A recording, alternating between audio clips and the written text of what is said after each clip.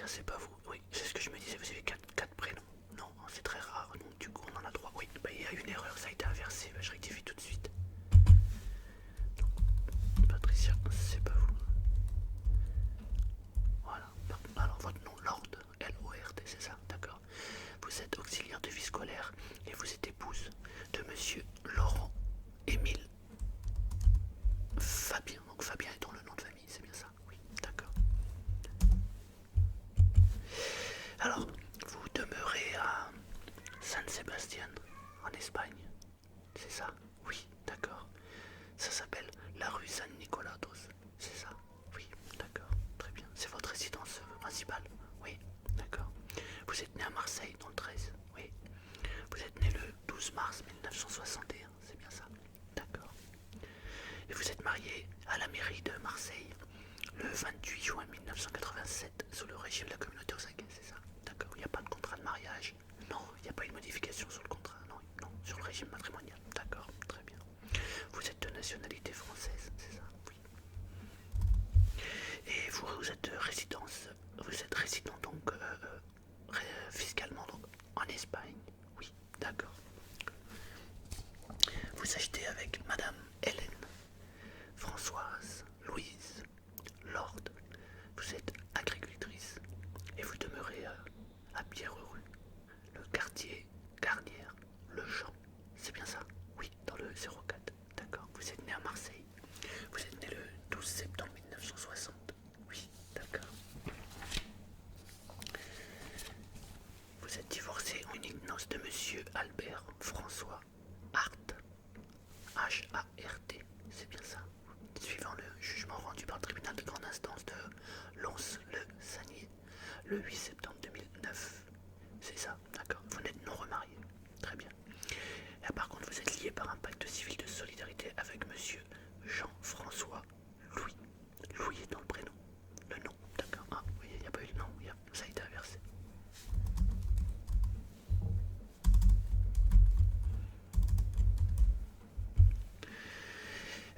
Donc, un acte a été reçu par maître Gérard Francis, notaire à Fort-Calquier, le 8 septembre 2012. C'est ça? Très bien. Vous êtes donc de nationalité française et vous êtes résidente au sens de réglementation fiscale en France. Très bien.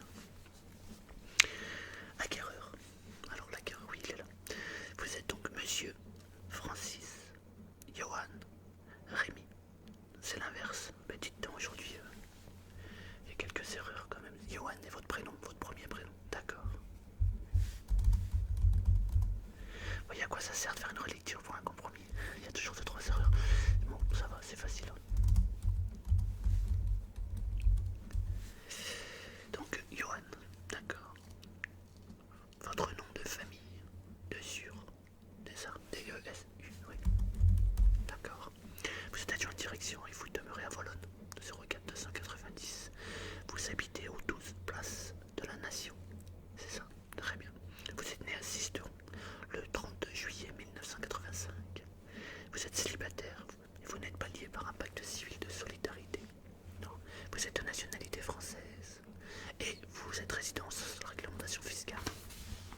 Très bien, bon. Alors on a rectifié tout ça. C'est parfait. Monsieur Johan, vous achetez en pleine propriété. D'accord. Alors au niveau des capacités de vente, alors les parties et le cas échéant leurs représentants, donc là en l'occurrence mesdames, vous certifiez par la présente que votre état civil, dont on vient d'énumérer, est bon, que et que vous êtes en état de, vous n'êtes pas en état en tout cas de cessation de paiement ou de rétablissement professionnel, de redressement ou de liquidation judiciaire. Non, vous n'êtes pas sous tutelle ou curatelle. Non, en fait vous êtes habilité à signer et vous êtes pleinement responsable de votre signature. Oui, très bien.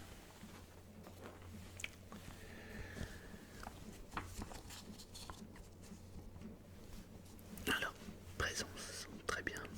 Identification du bien.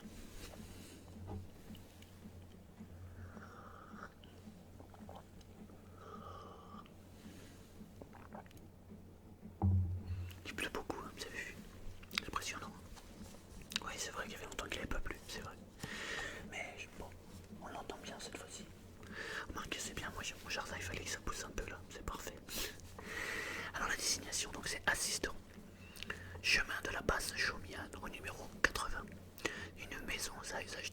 habitation avec terrain attenant d'une superficie totale approximative de 1450 m².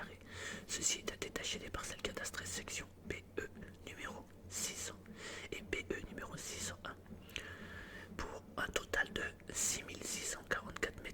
Donc sur cette parcelle-là, nous allons enlever 1450 m². Je vais montrer.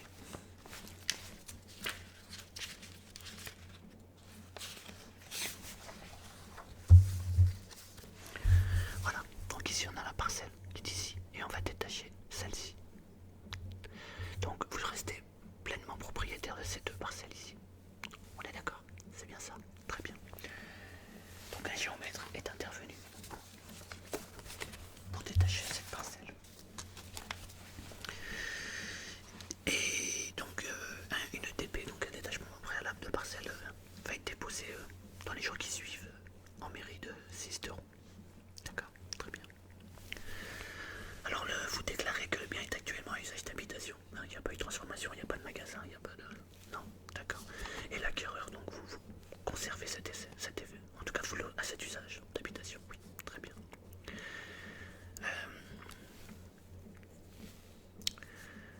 Alors lors de la réédition des présents actes authentiques, il sera constitué une servitude de passage pour les réseaux.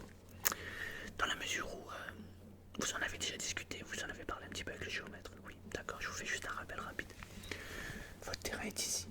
Le grand terrain est là. Celui que vous achetez, la maison avec la maison et le terrain que vous achetez est ici. Ici, vous avez le petit cabanon. Le petit cabanon, l'électricité est ici. Donc elle passe par le terrain qui est ici. Nous allons donc constituer une servitude réciproque entre le cabanon et la maison et le grand terrain. Puisque je vous rappelle que la servitude de Tréfond fait comme ça et a fait tout le tour du terrain. Oui, c'est pour éviter qu'il y ait des soucis plus tard, tout à fait. Donc le géomètre va tracer précisément par où passe la servitude. Évidemment, il ne faudra pas construire, si vous voulez faire un agrandissement, construire un garage par exemple, c'est le cas, d'accord. Il ne faudra pas construire là où évidemment où il y a la servitude de Tréfond, on est d'accord. Oui, vous voulez le faire au fond, c'est parfait, d'accord. Après, j'ai pas encore le plan exact de la canette, vous le savez, d'accord. Il passe où? D'accord. Bah, c'est parfait, très bien, donc vous pouvez mettre le garage au fond, c'est parfait, très bien. En ce qui concerne l'entrée, le géomètre a bien fait les choses puisque... Non, c'est vous qui l'avez conseillé, d'accord. Vous êtes toujours au top, vous, ASMR et chuchotement. En ce qui concerne les servitudes, c'est très bien. Vous suivez bien vos dossiers, c'est très très bien. Donc, vous avez une entrée de 4 mètres. Oui, c'était pour éviter les... Oui, vous avez tout à fait raison. Vous avez préféré faire une entrée indépendante plutôt que de faire une entrée commune. C'est parfait. Au moins, ça va vous éviter les soucis plus tard. Au moins, il n'y a plus de problème pour l'entretien du chemin. Vous avez votre entrée, le cabanon a son entrée. Et c'est parfait comme ça. Très bien. C'est parfait.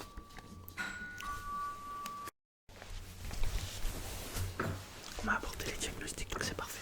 Il nous manquait les diagnostics, mais ils sont arrivés. Super.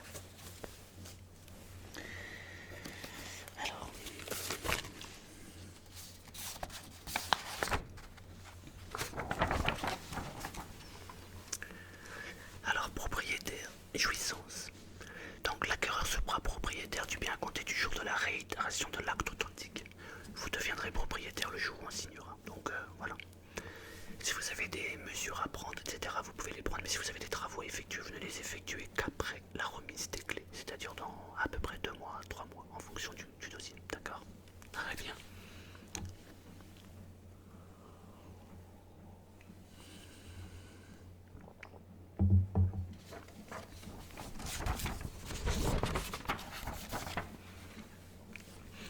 Alors le prix, la vente, si elle se réalise, si nous allons au bout de cette vente, le prix principal est de donc 181 000 € qui sera payable par virement le jour de la signature de l'acte authentique.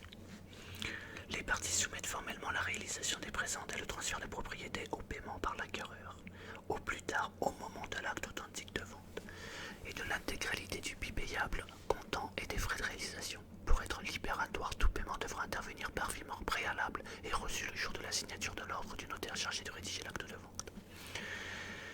Vous nous ferez un virement, mais c'est pas vous inquiétez pas, c'est la banque, puisque vous faites un emprunt. D'accord.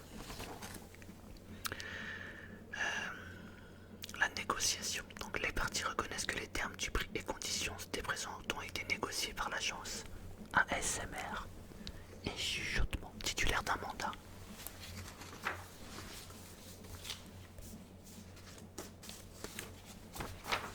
Que voici. Alors vous avez signé un avenant, c'est ça? D'accord, très bien. Parfait.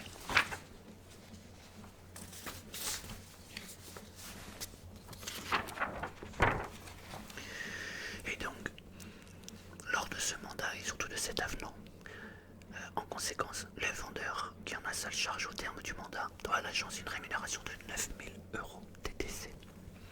Cette rémunération sera payable le jour où la vente sera définitivement conclue. Non, vous inquiétez pas, en fait ce que vous va faire, non, vous faites un virement total. Et c'est nous, l'étude, qui reverserons les 9 000 € à l'agence, oui, tout à fait. Le financement de l'acquisition. Alors, compte tenu de ce qui précède, c'est établi comme suit. Le prix est donc de 181 000 €. Vous avez des travaux qui s'élèvent à 56 100 €. La provision sur frais d'acte est de 14 200 €. Et la provision sur les frais du prêt engagé est de 1 700 €.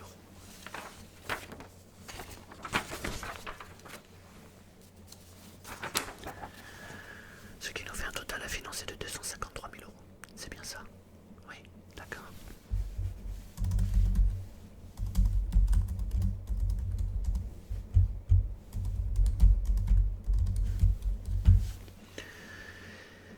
Alors, nous avons donc une condition suspensive d'obtention du prêt.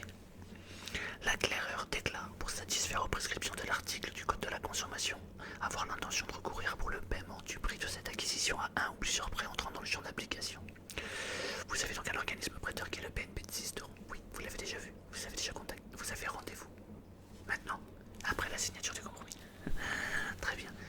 D'accord, vous avez tout donné, il ne manque plus que le compromis. Bon, bah c'est super. D'accord. Vous reconnaissez que le montant de la somme empruntée est de 238 000 €. C'est bien ça? D'accord. Vous avez un montant maximal pour la durée de remboursement de 25 ans. D'accord. Et un taux d'intérêt maximum de 1,80% l'an, hors assurance. D'accord. Et avec, vous avez une privilège de prêteur de deniers, avec ou sans hypothèque. C'est une convention complémentaire. D'accord. En conséquence, le compromis est soumis en faveur de l'acquéreur et dans son intérêt exclusif à la condition suspensive de l'obtention d'un crédit. Toute demande non conforme aux stipulations contractuelles quant au montant emprunté, au taux et à la durée de l'emprunt entraînera la réalisation fictive de la condition au sens premier de l'alinéa article 14 1304-3 du Code civil. Ça veut dire quoi? Ça veut dire que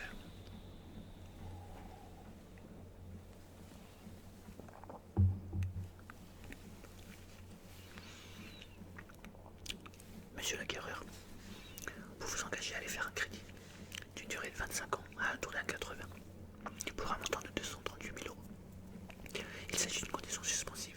Si vous n'obtenez pas votre prêt dans ces conditions-là, le compromis est caduc.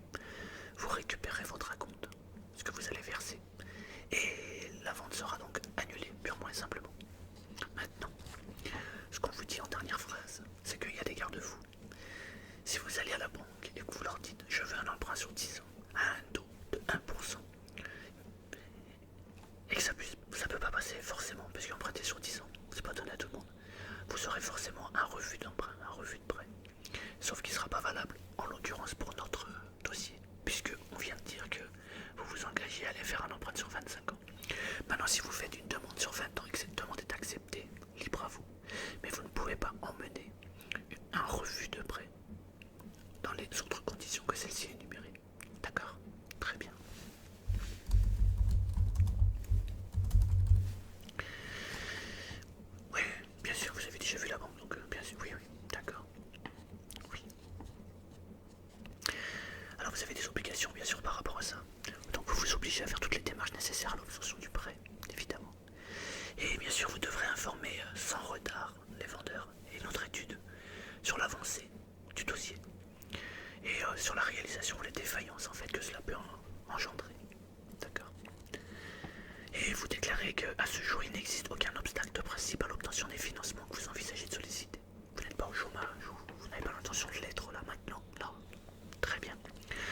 c'est parfait.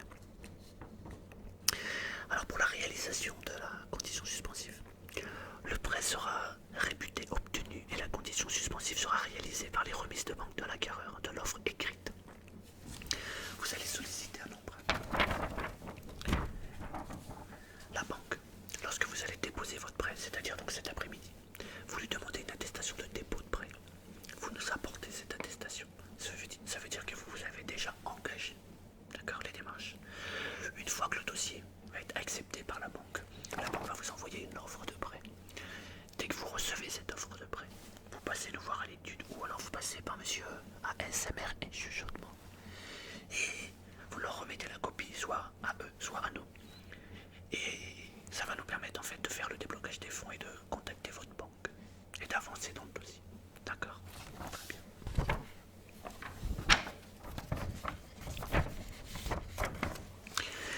Alors, la réception de cette offre, nous sommes aujourd'hui le 6 mars 2007. Nous allons donc dire, on va vous laisser, un mois. On va dire le 7 avril 2017. Vous avez jusqu'au 7 avril 2017 pour obtenir l'offre de prêt. Ça vous laisse un mois, dans la mesure où vous avez déjà aujourd'hui le rendez-vous. Ça devrait passer sans problème. Ça vous va? Très bien.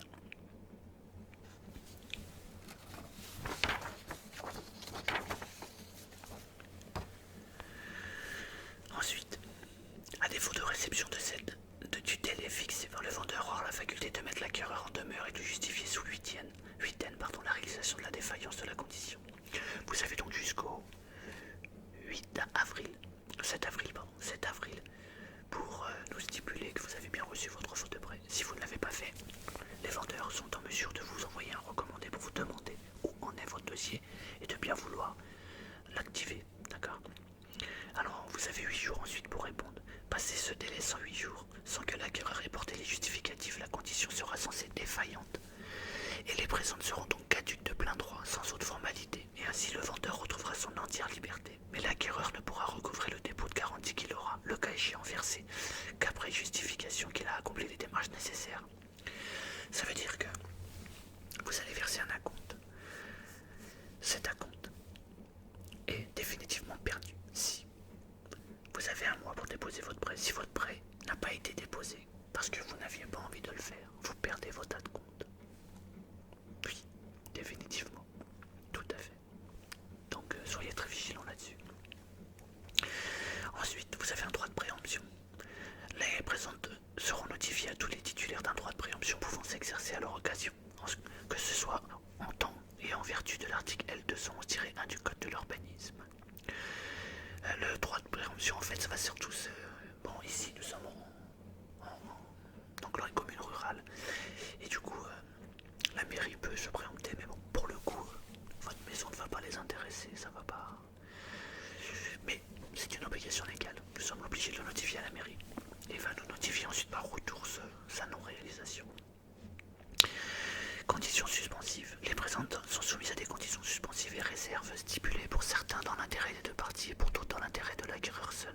En conséquence, la non-réalisation d'une seule de ces conditions ou réserves entraînera la caducité des présentes.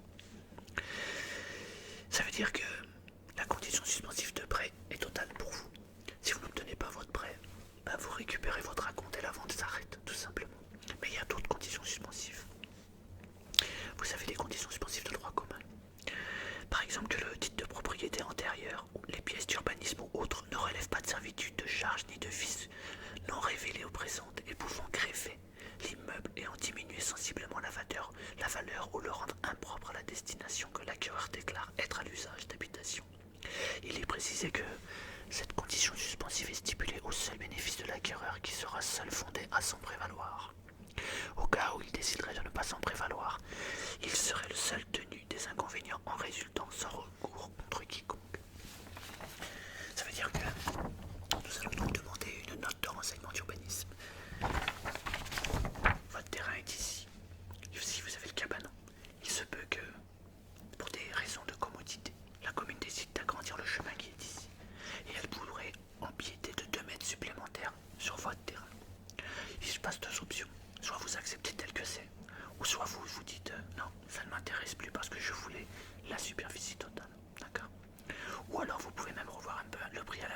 mesure, il vous manquerait 2 mètres sur toute la longueur. Voilà. C'est des cas extrêmes, ça arrive très rarement, mais ça peut arriver. Voilà ce que ça veut dire. Mais là, en l'occurrence, il y a déjà eu un alignement fait par la commune, donc il ne devrait pas y en avoir. Ensuite,